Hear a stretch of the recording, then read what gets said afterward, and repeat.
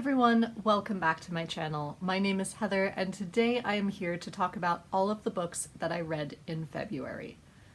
First of all, if you can hear the wind howling or see changes in the lighting, it's just because March is truly coming in like a lion, causing a lot of unpredictability in the weather, in our lives, and also in my skin. So I might look a little bit different because I've gone light on makeup today just to give it a rest. I'll be honest, recently I have been feeling very slumpy with my reading. I might be coming out of that slump. I really hope I am. But even given that, I did manage to read a couple of really lovely books this month. So I'm really excited to tell you all about them. First of all, very exciting news. I finally finished listening to The Eustace Diamonds. I finished listening to it yesterday. Oh my gosh, I loved it. It was wonderful, despite the fact that I really didn't like most of the characters in this book. It turns out that I was right in that there is a kind of mystery element, although it doesn't really come into play until over halfway through the book. But it is the story of mainly Lizzie Eustace, who is a one, as they say. She is a scheming and grasping young woman who married the much older Lord Eustace, and upon his death starts to make very bold claims about her inheritance as his widow that may or may not actually be true. One of which involving the Eustace diamonds. And she drags all sorts of other people into the struggle and causes all sorts of trouble for them by doing so. Some of our known favorite characters do still show up, like Lady Glencora and Madame Max Goesler from Can You Forgive Her and Phineas Finn. And of course the Duke of Omnium has an overarching presence still. And it's really wonderful getting to see all of them interact together. I thoroughly enjoyed it, even though most of these characters are really unlikable and you spend about half your time going, oh, no, what are you doing? But it really was truly fabulous. So I do look forward to continuing with the Palliser series before I get into more of Trollope's standalones. But I am going to be having a little bit of a break before I jump into listening to Phineas Finn, as there are one or two other audiobooks that I want to listen to first. Then I also read The Secret Diaries of Charles Ignatius Sancho by Patterson Joseph, and I thoroughly loved this. I had heard nothing but lovely things, and I had been intrigued by the premise since I heard about it a year or two ago. And I'm so glad I finally read it. Patterson Joseph is an amazing writer. I really hope he writes more in the future. And I say that not just in praise of him as an author, but because he is also primarily an actor, which I only discovered when I bought the book and got a look at him on the dust jacket and went, oh my gosh, no, I've seen you in things. And this is his first novel. He became absolutely fascinated with Charles Ignatius Sancho, who was a real-life person, and these are his imaginings of what his diaries would have been like. Slightly more specifically than that, he frames the story in terms of Charles Ignatius Sancho, later on in his life, is writing diaries to pass down to his son so that his son can understand what he went through and how he came to be in the position that he is and what he had to go through to get there. I was actually talking to Megan of Megan the Story Girl when I was reading this, and I was describing it to her and how Patterson Joseph was an actor, and she said, oh my gosh, wouldn't it be awesome if they adapted this for the stage, for the screen, whatever mode, and got Patterson Joseph to play Charles Ignatius Sancho. Wouldn't that be amazing? And I think it would be. I think it's a brilliant idea. But I don't know how you would adapt a very epistolary type story for a visual medium. So we shall see. If anyone out there wants to give it a try, give it a try. Pitch it to Patterson Joseph.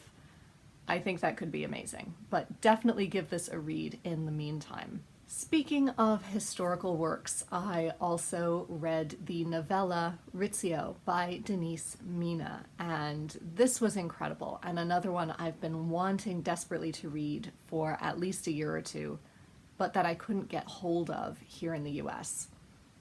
And this is, as anyone with a knowledge of Scottish history might know, this is an imagining of the 24-ish hours in which David Rizzio, musician to Mary Queen of Scots, was brutally murdered in front of her in a plot led by her husband, Lord Darnley. This was incredible. It is masterfully written. You get such brilliant character studies in such a short amount of time. It is really brutal and really horrific to read, but I went in knowing the story of David Rizzio, so it didn't take me by surprise. It wasn't deeply unsettling to me because I knew what I was in for. But I think this is stunning. I haven't read anything else that she's written. I don't know if she's done longer form things, but her short form is really powerful, and I highly encourage you to give it a read.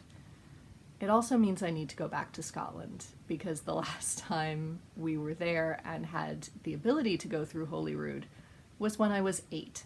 So we did not go through Holyrood because my mother did not want to explain the murder of David Rizzio to an 8-year-old.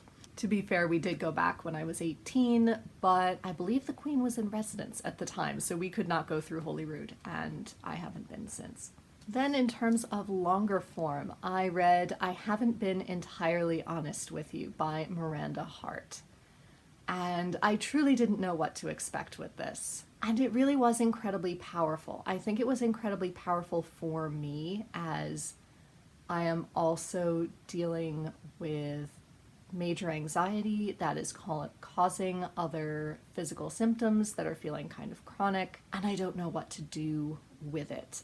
It's nothing compared to what Miranda Hart went through, which was an undiagnosed chronic illness for most of her life that gradually got worse and worse. And so this is the story of how she found her way out of that and how to live a better, healthier life. And how by the end of that, she had also found love at the same time, at a much older age than is typical, but it was perfect and it was what was meant to be for her. And so as someone who struggles with anxiety, with panicking when things that scare me come up, who is still single at a much older age than is typical and starting to really feel that pressure, this really resonated with me. It challenged me. I'm not sure if I'm entirely ready or able to follow through on a lot of this advice yet, but it's definitely still rattling around in my head. That being said, I've heard a lot of other people just be kind of meh about it, and if you're not in that state, I can see where it wouldn't really do anything for you, so that's understandable. But it was the right book for me at this point in my life.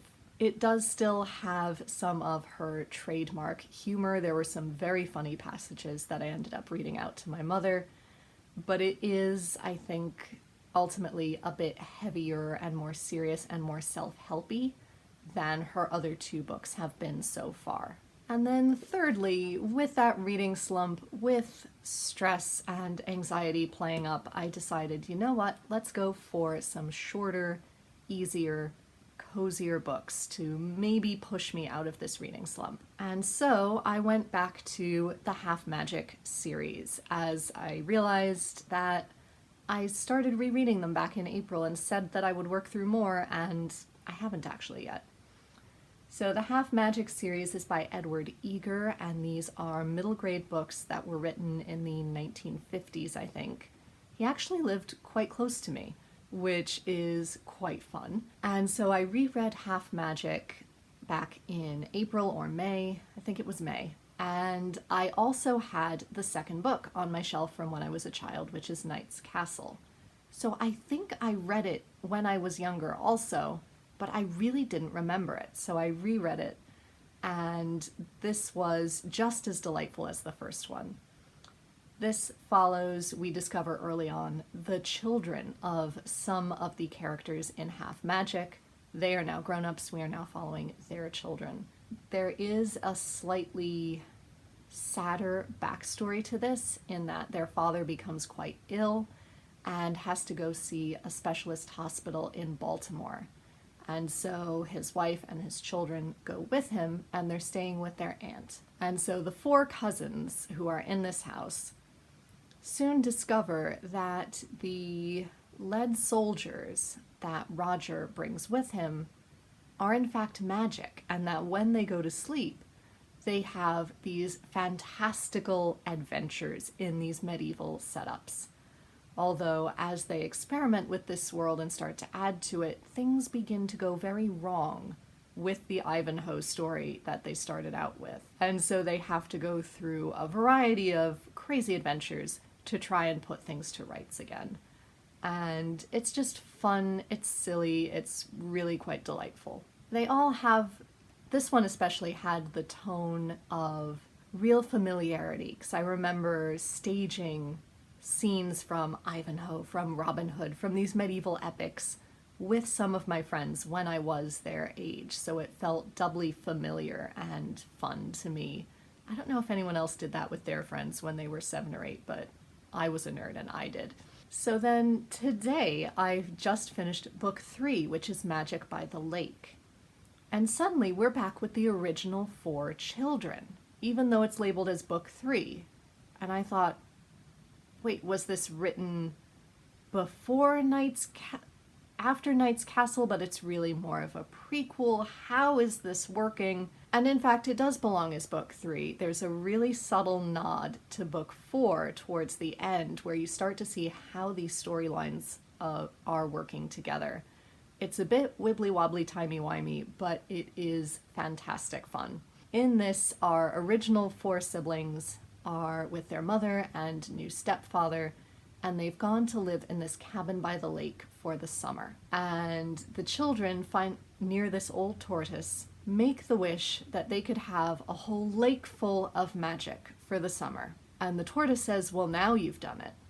Because little did we know, all turtles are magic. And they have now bought themselves a lake full of magic. How long it will last, what the adventures are going to look like, we don't know. But the children are soon negotiating a whole series of adventures, as well as a tiny problem on the home front that their magical adventures could potentially help them solve. Again, it was fun, it was silly, it was delightful, but it was extremely cozy, looking back on how many of their adventures are influenced by books that the children are reading or movies that they're watching. How nostalgic that is, because so many of the games that I played were based around things that I had read or things that I had seen, and all of my friends did the same. So it was really lovely hearkening back to that period, because I don't know how much other children do that these days. I know there must be some out there, but by and large, I don't know how typical it is, and I'd really like for there to be more of it. So this was a way to bring more imaginative play and magic back into the world. So those were all the books that I read in February. Let me know down below if you are intrigued by any or have more questions for me about any, or what your favorite read of February was, or favorite reads. You might have had another wonderful reading month. Until next time, be safe, be well, and happy reading. Bye everyone.